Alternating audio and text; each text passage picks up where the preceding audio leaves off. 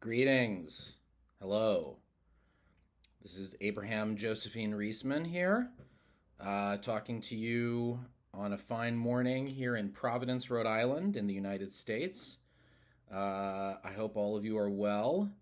I've been asked to answer some questions, and I'm very honored that I was even asked in the first place. So I'm just going to jump right into it. So the first question we have is from some guys who run a radio show called Van a por nosotros.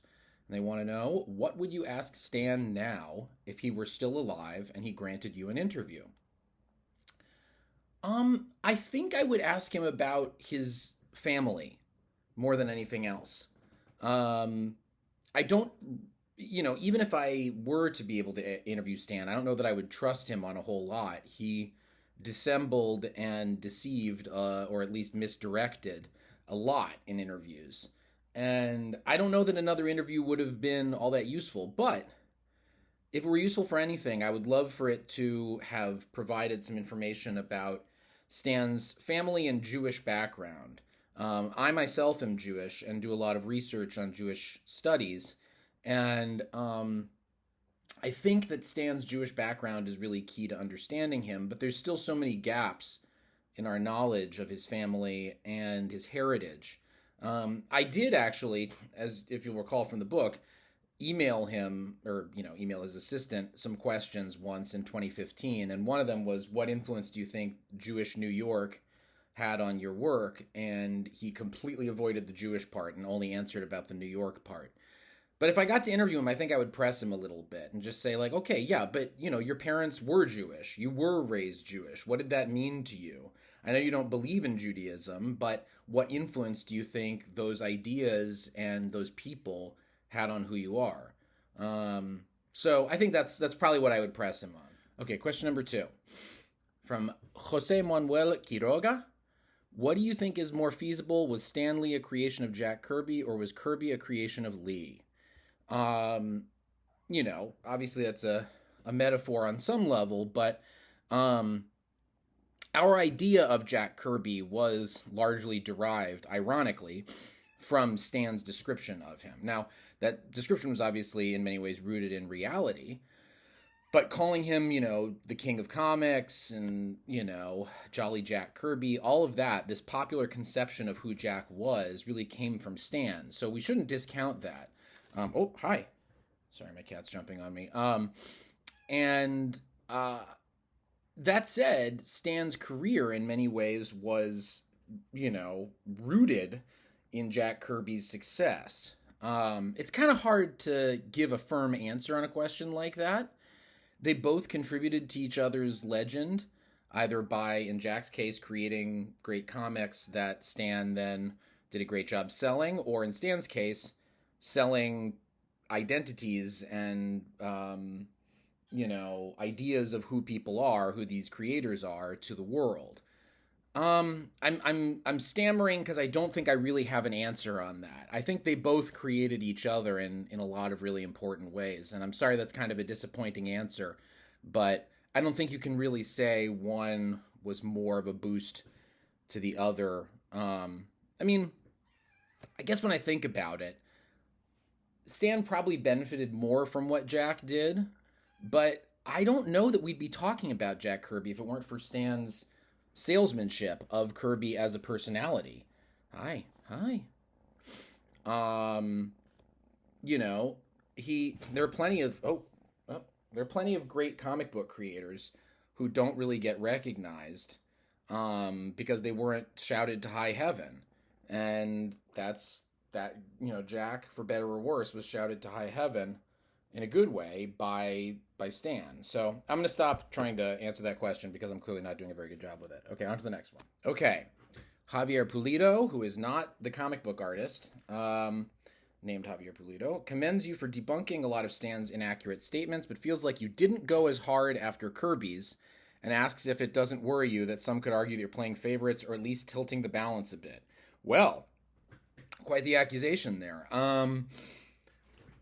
I get where you're coming from. I think I did a little less debunking of Jack's stuff because, before I go any further, in my defense, I did debunk a lot of what Jack said. I mean, especially about the creation of Marvel, there are all these inconsistencies or, impossibilities in Jack's account of things, or improbabilities, at least, in Jack's account of things. So I was very, I pointed all that out because that was important. But sure, I mean, you come away from the book and you're probably going to think, well, this author has a real bias towards Jack. I don't. I don't really have any dog in this fight. The only thing I was looking... Stop it. It's playing with the chords. The only thing I was looking to do was tell the story of Stan Lee. So because of that, I'm going to be harder on Stan Lee than I am on Jack Kirby. Just because Stan is the... Stop it! Stan is the figure, the central figure of the book, and you need to hold him to account in a way that Jack, although you want to hold him to account, you can't spend as much time on the minutia of Jack's, misrecollections or lies or whatever they were, just because he's not the subject of the book. I'd get bogged down. But it's a fair point, but I do think I was as fair as I could be. Okay, on to the next one. Okay, Carlos Arevalo says on Instagram, he was flabbergasted when he learned from my book that Lee worked alongside Capra, Soroyan, Charles Adams, and other luminaries at the playwright division of the Army. How did he get there, and why is there no more information about his stint in the Army, about Stan's stint in the Army? Boy, that is a great question. I myself have wondered why there's so little information available about Stan's time in the Army. Could just be poor record keeping, could be nothing interesting happened, or it could be that there's something more to the story. I couldn't put this in the book, really. I allude to it in the end notes, but basically, there's a conspiracy theory among certain hardcore Stan researchers that Stan was actually picked up by the OSS, the predecessor organization to the CIA, during World War II. And it was because of his work in comics. Now, I'm going to lay this out for you, and you have to know this is just a total theory. This is not based in really hard evidence. But the theory is Stan, as of when he enters into the Army in 1942, Stan has already established himself as, the editor-in-chief, essentially, of a major comics publishing house. And comics are the hottest product, especially for kids, in entertainment. People are going nuts for comic books. And the conspiracy theory is that the U.S. government on some level or in some department realized, hey, kids are reading comic books, we should be influencing comic books. The U.S. government should be influencing the public through comic books because they're this popular mass entertainment medium. And so the theory goes that once Stan enlisted, he was picked up. They basically selected him for special duty because they wanted to recruit him. And that's why he was put in the playwrights division, so the theory goes, is that the playwrights division was this elite place, and he's there next to a bunch of people who are a lot more accomplished than him. And in fact, he's next to people who are qualified in a way that he's not, because, I looked at the Army manual that said what the requirements for the playwrights division were, and Stan didn't really meet them. He didn't have any experience in film or television, and that was really what they were, or film rather, and that's what they were looking for. Television wasn't so much a thing yet at that point. So the question is, why did they give him this prestigious job in the Army when he wasn't even qualified for it? And so, what it leads you to wonder is maybe the U.S. government was trying to build an asset, somebody they could influence in order to push pro-U.S. agendas through comic books. The conspiracy theory holds that relationship was maintained throughout the decades and that Stan continued to make comics that were pro-U.S. while he was running the Marvel Revolution. I spoke with one of Stan's assistants, Kia Morgan, who or managers, hangers-on. You all remember him from the book.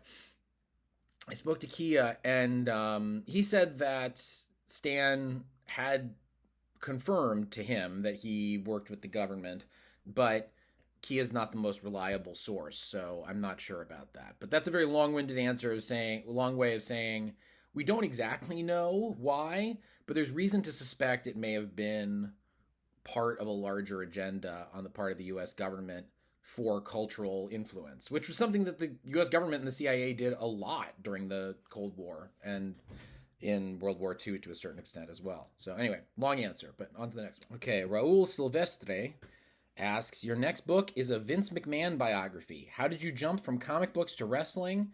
Are there common aspects between both milieus? Also, is there another comics personality you'd like to write in depth about? I not only am I writing, it's done. I'm waiting for the publication of my next book, Ringmaster, Vince McMahon and the Unmaking of America. And Vince McMahon, for those of you who don't know, is sort of kind of still is. He's in a bit of a limbo zone. But he was the emperor of professional wrestling. And I actually don't know what you refer to professional wrestling as in Spain. I know in Mexico it's lucha libre, so you'll probably be familiar with that term. But, in America, we have our own sort of original version of pro wrestling, of lucha libre. And I'm probably insulting you by saying that. You probably already know about that. I just wanted to clarify in case anybody didn't know. But there's a lot of overlaps. The big one being both comics and wrestling are terrible, terrible industries for labor rights and labor exploitation. I actually just wrote an essay about this, about why so many professional wrestlers become superhero actors these days. And I was like, well, one thing is they're big and burly, but another is they know how to play ball. They know how to go with the program and do what their bosses tell them to do, which is kind of what has made the superhero industry run as well for decades and decades. Both wrestling and comics are places where all the main creative labor is freelance. It's from independent contractors. I know this is a crazy idea for the Spanish, but no healthcare is provided by your government or employer if you are a wrestler or a comic book writer and artist. And I found that really depressing but compelling. It's important for me to write about exploitation and try and sort of shed sunlight on it. Because people really get wrapped up in wrestling and comics and forget that there's actual humans on the other end who are being abused. So I guess there's that. And then, there's sort of the fandom aspect. Stan was really crucial in building an early concept of what we now think of as fandom. But so was pro wrestling. Vince McMahon did a similar degree of stoking of fandom to create these people who are just so devoted to your product that they'll go to bat no matter what people say about it. And that's power. That's real power. Once you can have a mass of people who are ready to defend you at all costs, that's really something to have in your back pocket. Another comics personality you'd like to write in depth about was the other part of the question. The trouble is there are a lot of comics personalities who've had amazing influence, but their stories, their real life stories aren't all that interesting, and some of them have already been written. I think the one I would want to write would be Grant Morrison, the writer Grant Morrison. Grant hasn't really had a big full-scale investigative biography, and I don't think that they're ready for it necessarily yet. I think Grant needs to get a little older, and then maybe I will take a stab at that. But I've always found Grant fascinating, and Grant's life story is fascinating as well. Okay, final question from Gerardo Vilches. Do you think Marvel would have treated its authors differently had Stan been more engaged in defending creators' rights? Absolutely. Absolutely. I don't know, it would have been like a sea change in the whole industry, because Martin Goodman, the owner of what was Marvel, and various other executives at DC and other places were quite rapacious and exploitative.